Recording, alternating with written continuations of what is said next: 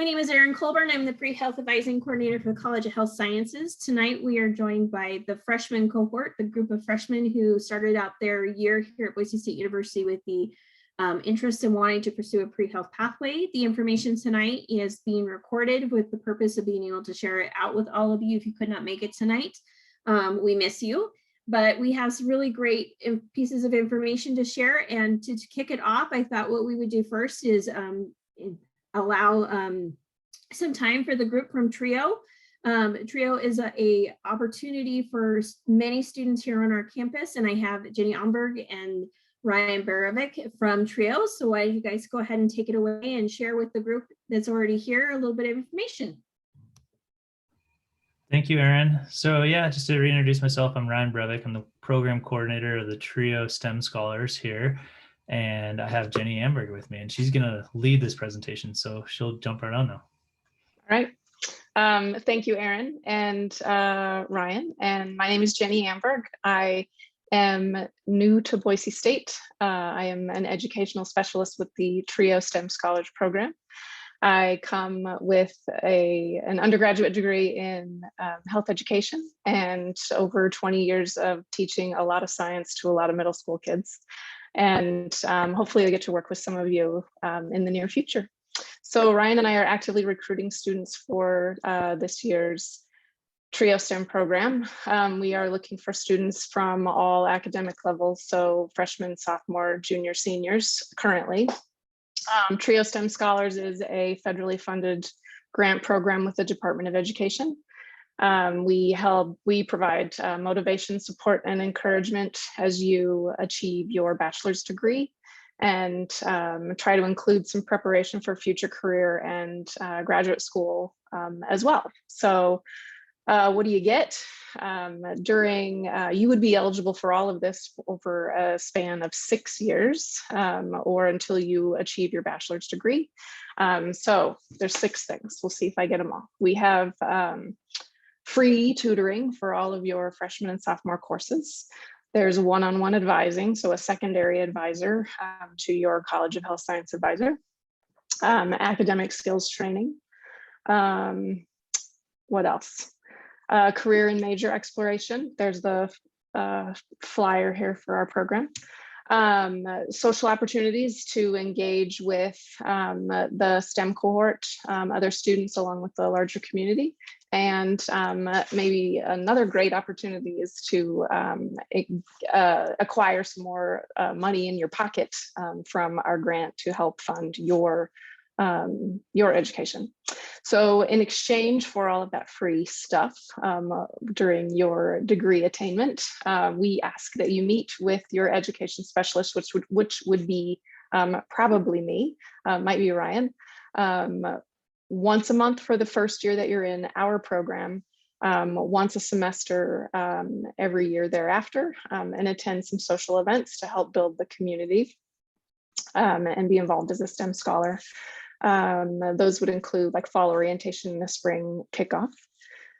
Who is eligible? You need to be a first generation college student, which means your parents do not have a bachelor's degree, or you need to be a limited income student based on taxable income, or have a documented disability. And you need to be enrolled in a STEM degree program. So you may have already received an email from us, but there is an application for the program on our STEM Scholars, TRIO STEM Scholars website. So it's short, but there are some extended response questions. Yeah, we'd just like you to apply and take advantage of all the free opportunities.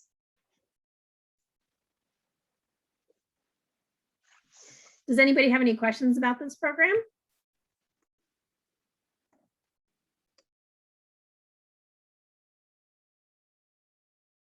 All right. Well, Jenny and Ryan, you can stick around and watch what we do. Tonight's edition is on mentorship, summer opportunities, and Taylor Willis, our OT student, is also going to provide some information on stress, burnout, and health management and sleep.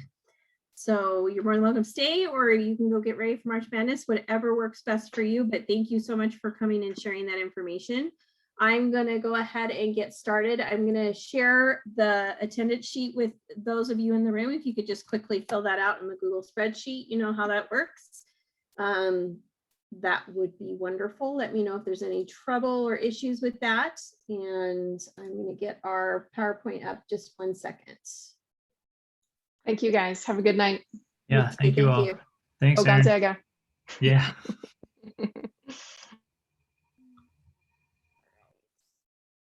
Almost there, folks.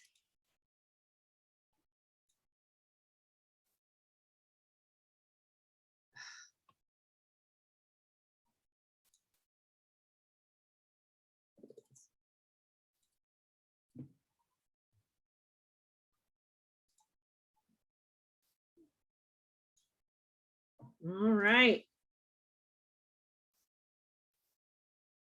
No, we always click that button. Just not make it yellow.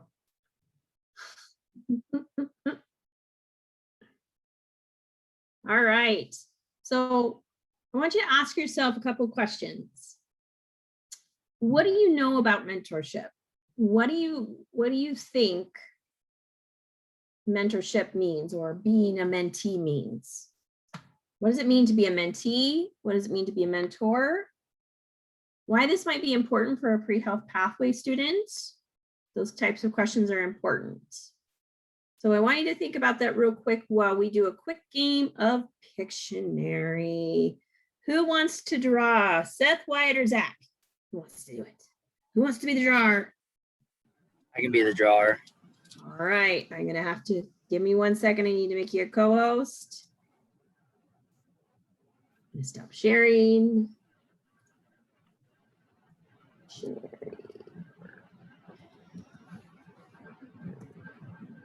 How hard do we want to go, folks? I say give me a little bit of a Medium? challenge. I say give me a little bit of a challenge. All right, medium it is.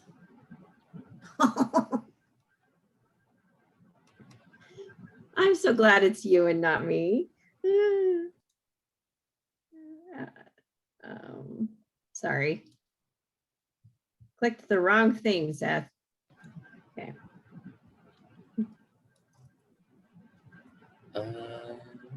Go for it. Ready, set, go.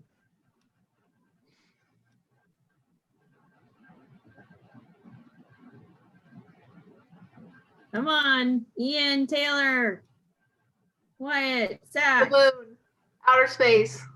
Outer space. Yes, space, the moon, and stars. What kind of moon? Oh, I thought I got it. Oh, full moon. Ah, Oh. yes. Do we want to do one more? I'm too good. Sure. All right. So Sky. Seth, I'm not gonna be. You can stop sharing, Okay.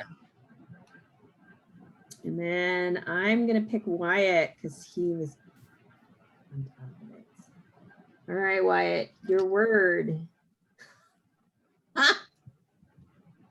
Sorry, I don't know why they make me laugh so hard, but they do. Okay. Share your screen, Mr. Wyatt, with the whiteboard. This is going to be a hard one. I know.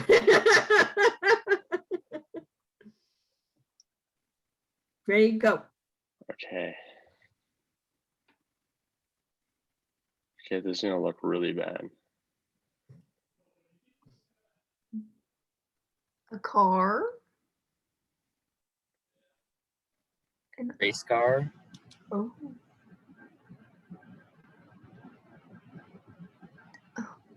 This is so bad. Oh, I see what you're doing.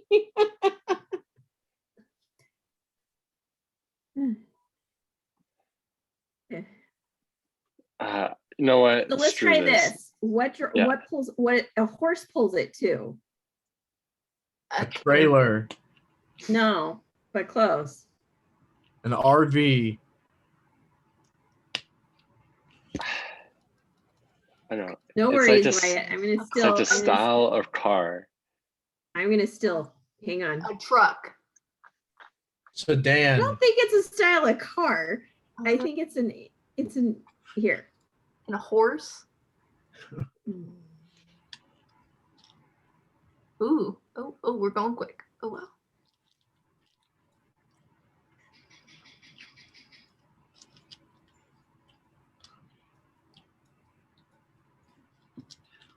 A carriage? Like a carriage. What's like a carrot? Well, baby's going this one. Cradle. Car That's seat. Oh, I thought another you- I word. thought that was it. Okay, what is this?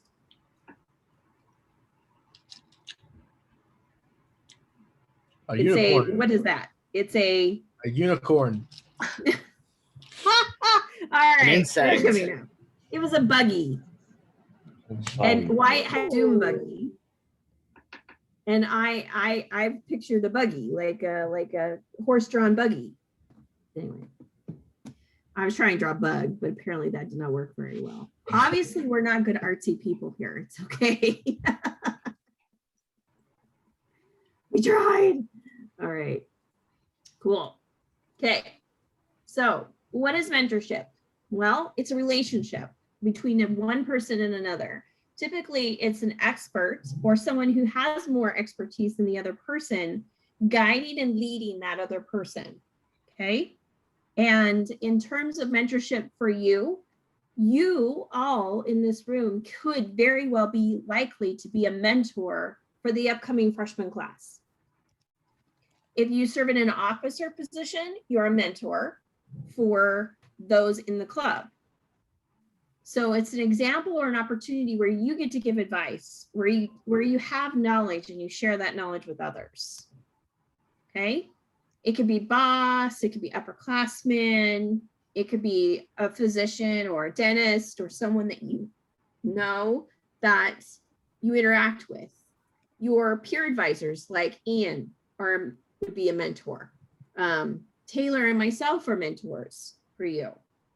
That relationship is not necessary.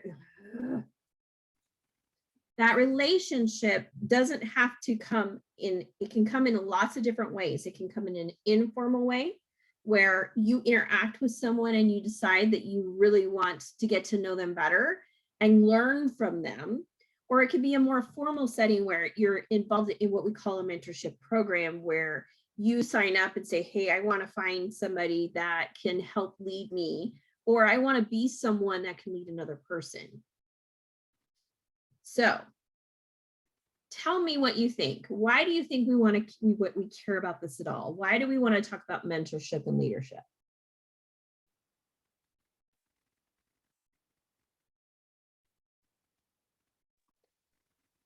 I would say like kind of right now we're in the stage to where we are the ones that are going to be mentored if we ever were to like go into like a particular field.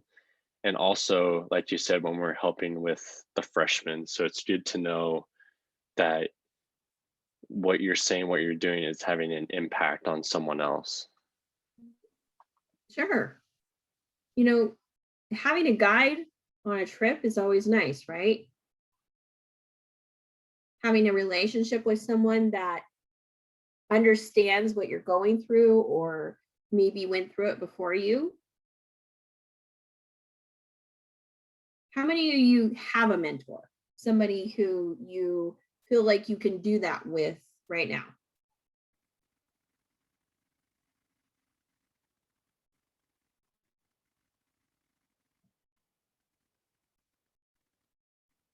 None? Zero? So I'm pretty sure Wyatt and Zach are pre-dental. How'd you get there? How do you know you want to be a dentist? For me, it was like a basketball coach I had when I was younger. He was a big Oh. impact on me wanting to be a A dentist. mentor. Okay. Taylor, how about you? Yeah, I would say both my fieldwork coordinators that during OT school, they still text me. They still are curious about how I'm doing and how the process of me taking my cert exam and graduation and things like that. as well as I would say even my mom works within the field. And so I would say she was a mentor in a way, as in she helped with the academic process, the kind of the ins and outs of everything. I attained to her and that knowledge and her knowledge within that. So Okay. I would say probably those two. Sure. Ian. How about you? I mean, I just think disease is really cool. So I mean, that's why I picked mine, to be honest. Sure, but are there people that have influenced or you've interacted with that you trust, that have guided you, directed you towards this area? Dr. Spear. Yeah. Yeah. I mean, in like a So- professional standpoint, Dr. Spear. I mean, there's been individuals too who have just like helped with my professional journey, but Yeah. I think like in regards to public health, Dr. Spear. Sure. Wyatt, do you have anybody who you feel is a mentor to you? Like, it doesn't even have to be in the pre-dental world. I mean, like any father or whatever, like my dad, he's always been pretty good to me, and we have a pretty close relationship. Okay. Yeah, I was just trying to think of like other people other than my family. sure. Well, your family is a good starting place because that's how we build those relationships. You know, I can pick on Zach and Wyatt only because you're the two in here tonight. I don't know what happened to Seth. You still here, Seth? Okay.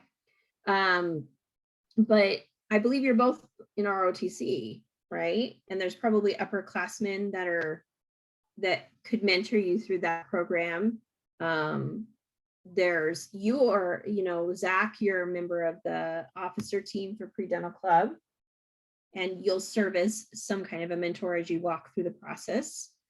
So how does this relate to your pathway in terms of why do you think this might be important for you as a student? I think having someone that not only can help guide us through, but also like teach us some things that they've experienced will help us in the future with like not making the same mistake, or even helping someone else in the future too. Sure.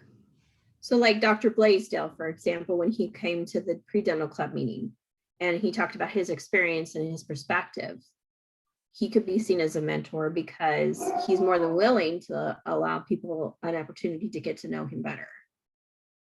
Right? Sorry about the dog. Okay, so here's what we are going to do. We're going to take a quick 5 minutes because there's two of you, and we're going to have you go into a breakout room so you don't have to be recorded. We'll stop the recording. And what you're going to do is we want you, so the process of mentorship is a growth process. And so what you'll do first is you kind of need to get to know your person that you want to become your mentor. So you need to tell your story to them. And then you need to ask them for situations that might relate to you. And then you need to build some self-awareness on your own. So I'd like you to pick one question to ask the other person. And you're going to get 2 minutes to ask two of these questions to each other and find out something new about each other. Okay. And this works out because you guys have started to get to know each other pretty well. So let me stop the recording. Cancel, I want to pause it. Cool. All right. We're going to give you a chance to listen to Taylor. So Miss Taylor is going to share you a little bit of interest about this little piece of information, which, yes, I'm sure you're all doing so well in this department. I think all students can feel like that, right? I did a survey, and I'm sure you've attended all the other cohort meetings, so I'm sure you've heard of when I talked about it, but of the pre-professional student population, 75% of them reported on average getting less than 8 hours of sleep. Again, I don't think that's a surprising statistic or anything. I think we all can align with that and have those moments where we feel like we're not getting good quality sleep.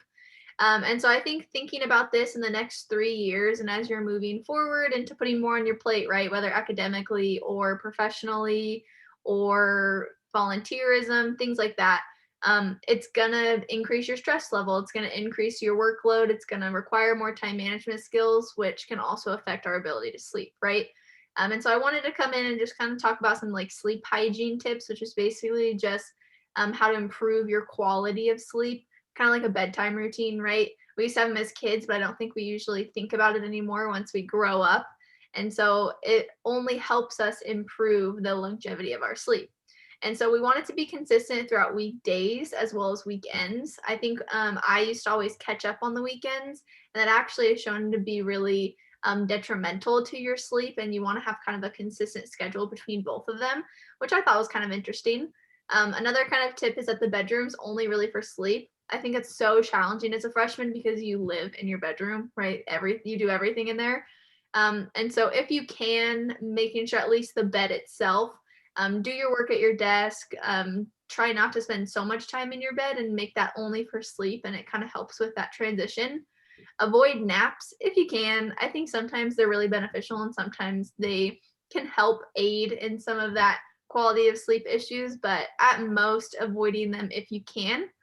And then another one is don't stay awake in bed. So if you've been in bed for about like 5-10 minutes, even like 35-40 minutes, and you just can't fall asleep, it's actually counterproductive just to stay in bed. So you should get up, do a quiet activity, do something to make you fall asleep. In grad school, I used to literally study, and then I'd be like, okay, I'm tired again. I don't want to do this. And then I would go back to bed, and I would have an easier time falling asleep than if I would have just stayed in bed. So those are some of the kind of the tips. And the next one is just do something good for you. And so for the bedtime routine, right, go on a walk like 2 to 3 hours before, have a nice meal for dinner, get some of that energy out, listen to a podcast, do a quiet activity before you go to bed. And hopefully that will kind of contribute to your quality of sleep and ensuring that you have a routine moving forward as you get a little bit more busy. So the other piece to this is that we wanted to start talking about mentorship because we do want to start an actual mentorship program, possibly with you as freshmen, getting an opportunity to be mentored by one of your upperclassmen. We also want the opportunity to be able to allow you that freedom too, because it's a learned skill. It's an opportunity for you to give back. It's a volunteer activity that can create some really great relationships with students across the board. It will help them engage, students across our cohort groups engage with each other a little bit more. And some other things that you need to be thinking about is, gosh, you know, we're almost done. We have spring break next week. How exciting is that? But we also know that we want you to be active in the summer in a number of different ways. And we want you to be thinking about what you can be doing in the summer. So Ian, would you like to share a little bit about some of the things that they could be doing in the summer? And it doesn't mean that you do all of these things, but you could pick one or two to try and focus your efforts. Sure. So sorry if this sounds a little repetitive. We have gone over these in the prior cohorts, but I do think it's important to go back over these for you guys. So of course, we're going to have some volunteer opportunities, some shadowing, and some of you may have the opportunity to do internships this summer. Along with that, there could also be research opportunities. Within the sort of grouping of volunteering and shadowing, there is a lot of different sort of categories in which you can do this. So the first one that we'll highlight is patient exposure. It's what it sounds like. You're getting to work hand in hand, and in person with these patients most of the time. It might be a little bit different with everything going on with COVID right now. But in a normal year, you actually get to be there on site working with these patients. So, some opportunities in that realm where, with hospice organizations like Keystone and Hearts and Home, you could work through the VA, you could be in some pharmacies and some vet clinics, kind of ideally trying to stay with what you're interested in, but, any experience is great experience for you guys.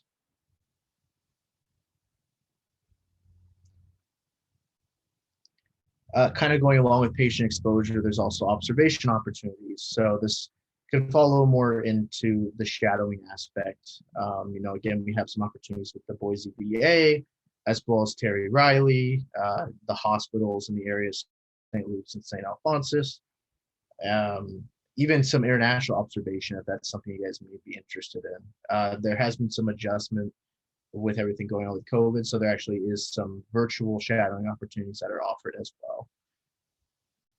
A little different from the traditional observation, shadowing, and patient exposure. There's also just volunteering. This can really be in anything you have an interest in. If you're part of Greek life, if you want to participate volunteering at the Red Cross, the Boise Zoo, if you love animals, you can work at your church. There's the soup kitchen. There's plenty of things you can do throughout Boise and in your guys' hometowns if you look for them to volunteer and help your community. And there are also the student organizations, which I'm sure most of you guys are involved in, the Pre-Dental Club and the Future Physicians Club. They have opportunities throughout the year that can fall within either, the volunteering or even the shadowing. There's also research. It's a little harder to get into compared to, traditional shadowing, but if you do your research, there could be some research opportunities that would really benefit what you're interested in.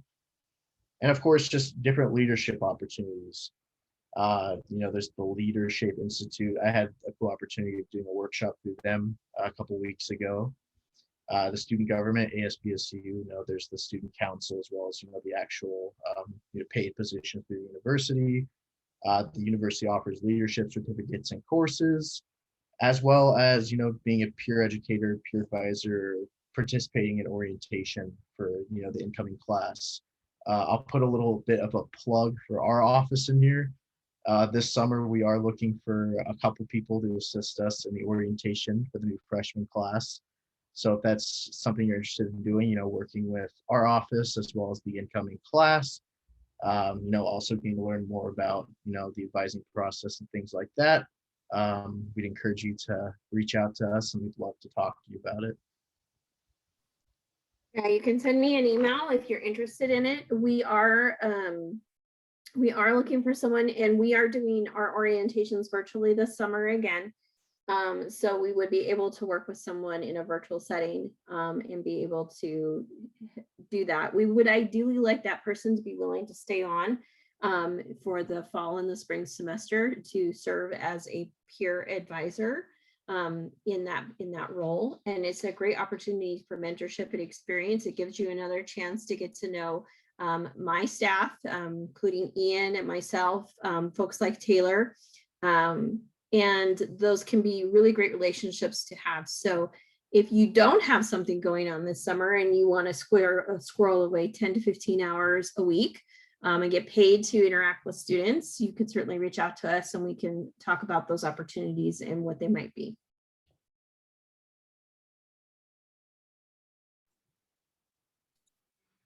So our last little bit is for Miss Taylor to kind of share with you, and then we're going to do a wrap up. Okay, kind of like what I said with sleep. I think with everything coming on, you guys are starting to put more on your plates, but also just as we kind of continue into your careers and whenever you choose to go into grad school and then continue as a dentist, since you guys are both interested in dental, healthcare burnout is a really, really common syndrome that a lot of people are seeing, especially with COVID-19. But it's in all healthcare professions. And so I think it's an important thing to touch on and something that you guys can think about as you continue down your education. And so burnout is a psychological syndrome that involves a prolonged response to chronic interpersonal stressors, just a lot of stress basically on the job. It can also be considered in school. So you might be showing some of these symptoms during school as well. And it's feelings of feeling overextended, or you're depleted of your emotional and physical resources. And so there is a distinction between stress and burnout. Stress is kind of more hyperactive. It's categorized by an overengagement, while burnout is more disengaged. And so you're isolating yourself. You're feeling those symptoms of like helplessness, hopelessness, kind of that like end of the semester slump, but times like 10, right? That is that extreme level. I think sometimes we blend the two together, but that's kind of the distinguish between stress and burnout. Because we all have loss of energy. I think sometimes we have those anxiety symptoms for classes, different tests, things like that. But once we start to really detach, we're not really seeking out our social supports. We're feeling kind of a big emotional turn, which is really common. A lot of people are starting to feel, especially in the healthcare field. That's when we are at a really high risk of burnout, and we have to start taking active steps to improving that. And so the best way to do that is through self-care. And so I assume and hopefully you guys are implementing some type of self-care routine. Whether it's just any activities that you thoroughly enjoy, right? And then as you continue through your education and things like that, ensuring that you're setting that time for those specific things. So if you guys enjoy exercising, you enjoy weightlifting, you enjoy playing basketball or any sport or anything like that, making time for that, right? And so ways to improve it if you feel like you're really not making time for it is accepting the things you can't change. And so you're not going to be able to pick your schedule in dental school all the time, or you're not going to be able to pick that one class. It might interfere with this X, Y, and Z, right? And so making sure that you respect what you can't control, but you increase your self-awareness into your own emotions and how you respond to those challenges, that can really benefit you. And then same, doing what makes you happy. So making sure that you make time for that stuff. So whether you thrive off social interactions, activities, emotional self-care, just play to your strengths and making sure that your activities that you do choose, you really enjoy. The video that I chose is kind of long and we're running a little bit out of time. I'll put the link in the chat. It's really, really, it's kind of like a heart wrencher. I would recommend you guys watching it. It's specifically about physicians and nurses, but I think parallels can be pulled to every single healthcare profession. And it shows the impact of the COVID-19 pandemic specifically on those two professions. But I think it can be pulled even to dental. And so look at it, watch it, and I think kind of increase your sympathy and empathy towards that syndrome. And I think that issues of burnout, because I think it's really beneficial and something to think about as you guys move forward. So thanks for listening to me for all the 4 cohorts too. I really appreciate it. All right. Does anybody have any questions for Taylor about burnout or about sleep and rest? Well, that was a very good presentation. I think for Zach and I, like Monday, Wednesday, and Friday, we have to wake up early for physical training. And so I don't know about him, but that kind of affects me too, like my sleep. For sure. Because I'm up at 5:15 and then throughout my day I'm doing schoolwork, and I will admit I do take a nap or two. Usually just one to get through the day, but I get what you're saying, that naps can affect your whole entire sleep schedule. For sure. And it's hard. Yeah. I worked at a gym in grad school. And so I would start at 4:30 every morning, meaning I have to wake up at like 3, and that it does affect your schedule. And so I think offsetting that and being a planner, right? You guys structuring out your time, setting a bedtime routine for those mornings before can really be beneficial. And just knowing that all of this is linked to our health. And so understanding that I feel cruddy when I don't get enough sleep, right? So just making sure that you're setting that time. And as you move forward, right, this is the first year you're doing it. You have 3 more years of doing it. Just knowing that you want to take these active steps and you want your health to be a forefront because it affects your academics. It's going to affect how you do an ROTC and all those things. And so thanks for sharing. For sure. Thank you. All right. Well, what we're going to do now is we're going to talk just briefly for the next 5 minutes. I just want to hear from all of you how this experience has been. We've never done cohort meetings before. This is a brand new kind of spanking new idea. And some of you may have attended throughout the year, and some of you may have just started in the spring semester. And what I'm going to share with you, and I'll make sure that I follow it up with an email, is there are several different videos for all of the cohorts, and this one will be included in that list. And so in the chat, you'll probably see it come up. So we started out with an initial meeting back in October, and we went over and talked about how to get started with pre-health pathway schools. We talked about information related to what you were going to need to do as a pre-health pathway student in terms of experiences. And we talked a little bit about what an experience really is, because in my boat, an experience is anything. But it has to be meaningful and impactful. So as you move forward into your summer opportunities, make choices, make good ones, make choices that make sense to you. Choose to do the things that will be fun, that will be a place where you can learn and grow. And then we shifted over and we talked about how we might reflect about those experiences. We also talked about an informational interview, so we did that as well. And that was in the fall semester where we covered some of those things. We talked about how creating a reflection journal, about not just logging your hours of, shadowing a dentist or logging your hours of volunteerism, but really talking to yourself about, well, why am I choosing to do this activity? What am I learning from it? Asking that why question now. And you're going to hear us talk about that throughout your college career. We're never going to stop encouraging you to reflect. Because I will tell you, every single one of the application cohort students are going, yeah, Erin, I heard you say that. I just didn't do it. And now I'm paying for it. Now I'm being punished because now I'm having to scramble to try and reflect and learn. An example I can give you is not that Ian did this, but Ian is getting ready to write his personal statement. And he had to spend enormous amounts of time reflecting, right, Ian? And wouldn't it have been nice if you already had stuff that you could reflect about, you could just read through and remember? Yeah. Right? So yes, I know you hear me, but I want you to listen. I want you to listen to the value of 10 minutes of just jotting down something that was memorable. Not everybody has a photographic memory and can remember every single thing. And so it's ideal for you to be caught up in that moment and write about it. So we did talk about that in the fall. And then this spring, just to reiterate, we went back over the importance of schools.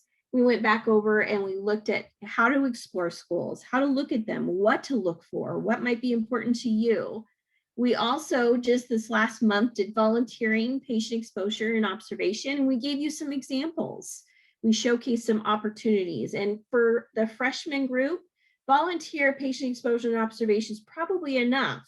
But we now need to start wetting that whistle about leadership and research opportunities, because as you move into your sophomore year, as you move into those experiences, you're going to hopefully interact with your faculty members more, and you're going to create relationships where some of those roles might be available to you, whether it be that you're a mentor, like a tutor or a peer advisor, or some of those things.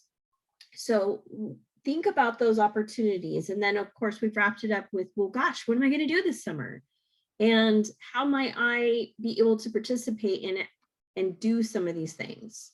So I do want you guys to think about that. And then also tomorrow, I know if you're not busy, we're doing an application workshop. It is part of our graduate professional school workshop series. It's available to anybody, any class standing can attend. Just keep in mind that some of this information might be like overwhelming. So if you feel like you might get a little overwhelmed and you're not ready to start talking about the application process, please don't feel obligated to come. But you might have some questions about, well, what does the application look like? And so we are covering it for all pathways. So it's going to, every pathway has a very similar trajectory on how the application process works, but that's tomorrow at 5. So I'm just going to ask you, tell me, did this benefit you to attend cohort meetings? Do you feel like this was a good thing? 100% for me. Okay. I think I feel like I had questions that I didn't even know I had questions about that were answered in these cohort meetings. Okay. So it made me think about things that I wouldn't have thought about on my own otherwise. So they're definitely very beneficial for me. Okay. Wyatt? Yeah, 100% agree with Zach. Like, I'll actually enjoy coming to these meetings because, like he said, it brings up ideas, topics, and even programs that I might not have even known about. And so, like, I'm focusing on building that resume, and any sort of opportunity I can get my hands with that I'm interested in, I want to know about it. So Right. I think the cohort meetings are very beneficial. Okay. Well, and I hope that the benefit is also that, we recorded them. So like if by some stretch you miss it for one reason or another, you can always go back and watch some of those videos. You can, and one nice thing about that is you can fast forward, right? You can like, oh, okay, Erin's boring, I'm gonna skip through her. What did we not provide for you? What can we do to be better? Like, what are some things you wished you would have heard about?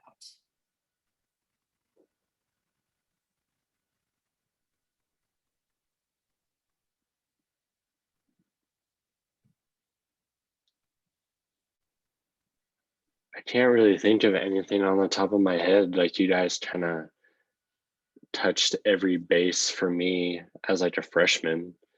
Like, I know I went over kind of my class list with Ian, and just you telling us, hey, if you're interested in dental school, is this website, and start looking at these schools so that you can know what you need to take in order to be successful.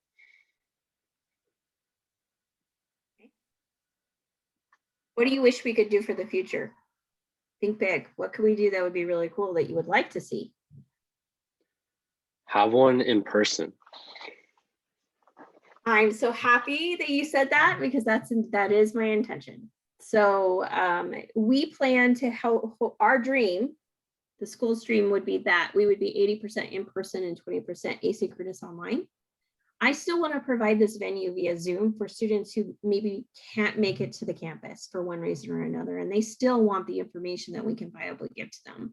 But I want to do it together. In other words, I want it to be a synchronous moment where we might have somebody who's tuning in online and the other students are tuning in person. And I know we're fully capable of doing those things. So my intention is to have those things on campus. And I'd like to see the breakout sessions be a little bit more talkative. Like the other part is we try to provide you with a sense of community here, right? Oh, there's another person that wants to do the same thing I want to do and is in the same classes I want to take, so that you can even be grouchy and have angst and talk to each other about those woes and those concerns. The application cohort group, they're applying this summer together. And so they can talk to each other via email, or they can catch up with each other and study for their tests. And that's a way for them to connect, to be like, okay, I'm not alone in this process, and you're not. So absolutely, Wyatt, we have every intention to bring this to a full circle and be able to provide some of those activities with some food. Hey, food brings all students to the board. It always does. Did you guys appreciate the mental health thread that Taylor brought to the table this spring? Yes, I did. Sleep has been an enemy of mine this whole school year. I've definitely not gotten enough. So even like just talking about even today, just like things that could help, like avoiding naps, or not staying in bed like awake, like just little things like that to keep in mind are definitely beneficial for me.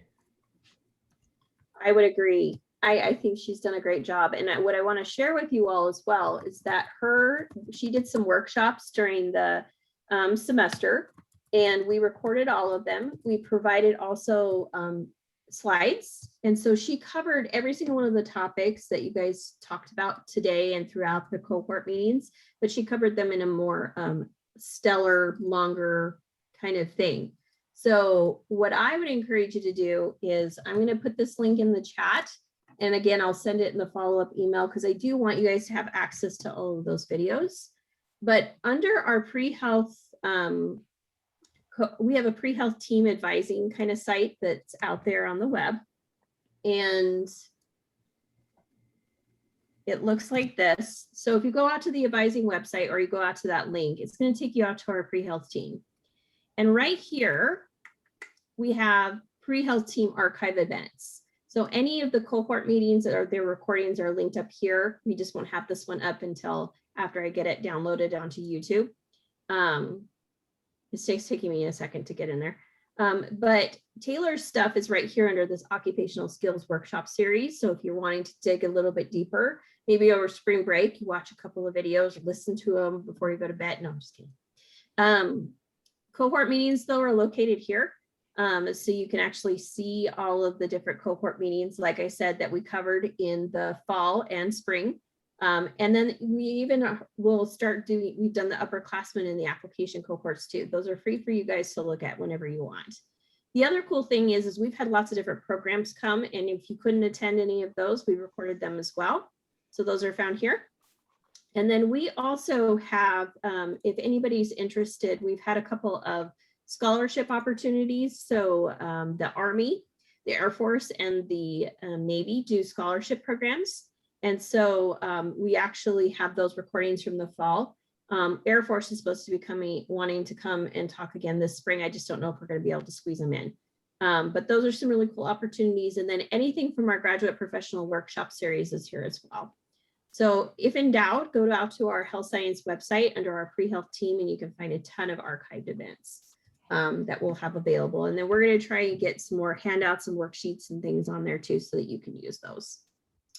So the cool thing is moving forward and thinking about your guys' future, you are graduating out of the freshman cohort. Next fall, you won't attend freshman cohort. You're going to attend upperclassmen cohort because you're going to be an upperclassman. You're going to be a sophomore and a junior, and you're going to have different questions. You're going to have different things you're going to be concerned with. Some of it will be the same, you know, like muddling through and talking to an advisor about your coursework in terms of your next steps. Shannon Kerr, who couldn't be here today, she's not feeling very well. And she's sad that she couldn't make it. She will be there to support sophomores and juniors, along with me, and Ian will all be kind of around, kind of supporting during upperclassmen cohort, which would be you kind of graduating and moving forward. And that's kind of why I want to put that mentorship thread into your mind is, gosh, you know, if you learned something from this experience this year of coming to school and coming to college, you can deliver that experience to someone coming up behind you. And so I want you to think about that in terms of the big picture. And so I'm excited for your opportunities. This is our last cohort meeting. We do have a pre-dental, pre-med, and pre-health panel at the end of the semester. It's always the week of Dead Week. The pre-dental panel will be Monday, April 26th. The pre-med panel will be Tuesday, April 27th. And the pre-health panel, which will be composed of OT, PA, Pharm, PT, and optometry, will be on Thursday, April 29th. So those are in the evenings, and we will be doing them via Zoom just to protect everybody's safety and to bring in as many students as we can. It'll be a chance. It's a nice tradition to congratulate those who were accepted, but find out some really great information about what it was like to apply. So I look forward to seeing all of you there. And other than that, it's 6 o'clock and we got March Madness tonight. So I'm going to let everybody go, and thank you for your time, and let me know, or let any of us know if we can help.